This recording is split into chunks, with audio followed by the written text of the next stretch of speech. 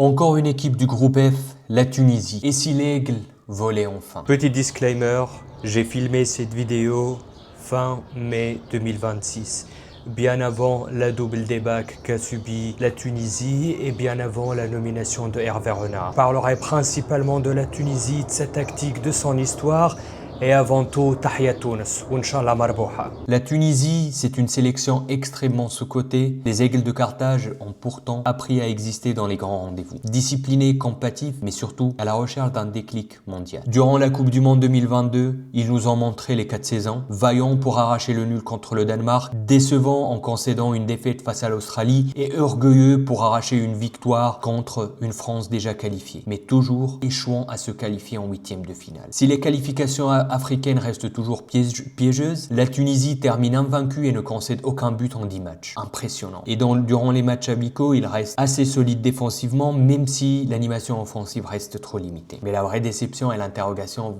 vient durant les compétitions continentales. 2 éditions de la CAN et 2 éliminations extrêmement décevantes. D'abord en phase de poule en 2023 et en 8e de finale en 2025 face au Mali, affaibli d'un carton rouge dès le début du match. Des performances qui ont poussé un coup de gueule de Hannibal Mejbri après cette CAN 2025. La Tunisie a une très belle histoire en Coupe du Monde, c'est la 2e nation africaine la plus qualifiée en Coupe du Monde, à égalité avec le Maroc et à une seule unité derrière le Cameroun. La Tunisie réalise l'exploit d'une première victoire d'une nation africaine en Coupe du Monde en 78, victoire historique 3-1 contre le Mexique, et c'est une nation respectée par sa constance, mais elle n'a jamais encore dépassé les phases de groupe. C'est désormais l'objectif qui obsède tout le pays. On peut faire un bilan très simple de sa tactique, bloc compact, beaucoup d'agressivité et des transitions rapides. La Tunisie mise avant tout sur son organisation défensive, symbole de la Tunisie qu'on considère comme une Italie de l'Afrique, une équipe capable de défendre dans un bloc bas,